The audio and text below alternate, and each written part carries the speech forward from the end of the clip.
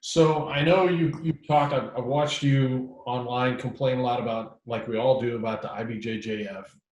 Mm. And you and I have talked, and you mentioned on here how important you think the self-defense and the fighting part of jujitsu is, which Okay. I believe as well. I mean, even when I started in the '90s, it was still mostly Vale Tudo. I think it was always, Right. the idea was always that the other guy could punch you. So that's very important. But on the flip side, is there anything you see coming out of that IBJJF kind of culture, maybe modern competitors or other things you see that have brought something good to jiu-jitsu besides just the volume of people? You know what? The guys are incredible. Yeah. They're when you watch those guys, they're incredible nowadays.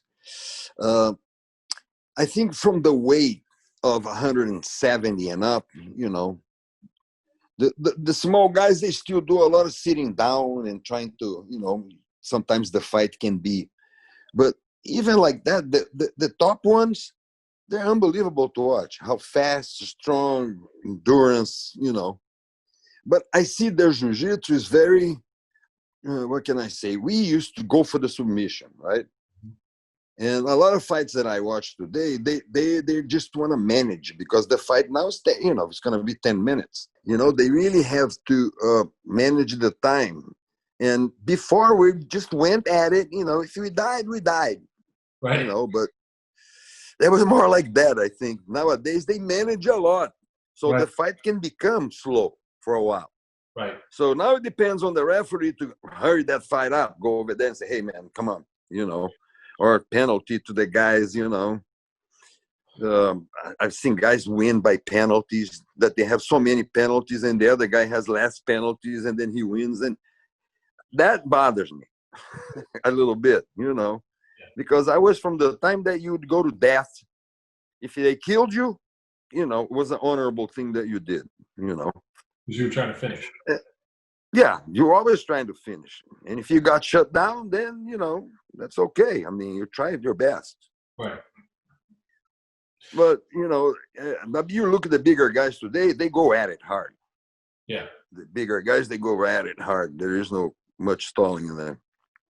But I think that they're awesome. Tell you the truth. The guys nowadays, now there's the guys that are dirty.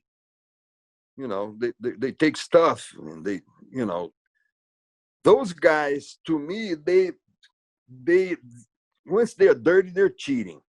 To me, you know, a lot of people don't think that same way, but to me, if they're all dirty, they're all cheating. So you're talking about steroids Yeah, I'm talking about steroids. So for me, none of their accomplishments while they're on the juice, to me, they really don't have much weight. You know, you understand what I'm saying? Yeah. It's just the way I think. I mean, the guy's like, oh, but I'm fighting a guy that's on it too. I said, so both of you are cheating.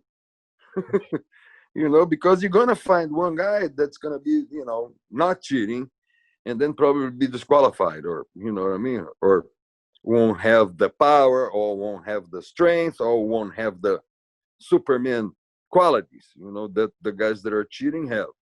Right. So I'm against that highly. And I think that all federations should test prior, you know, prior, and ban people because they need an example.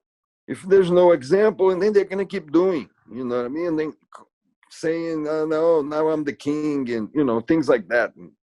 And stuff like that doesn't really have place in this kind of martial art, you know? Right.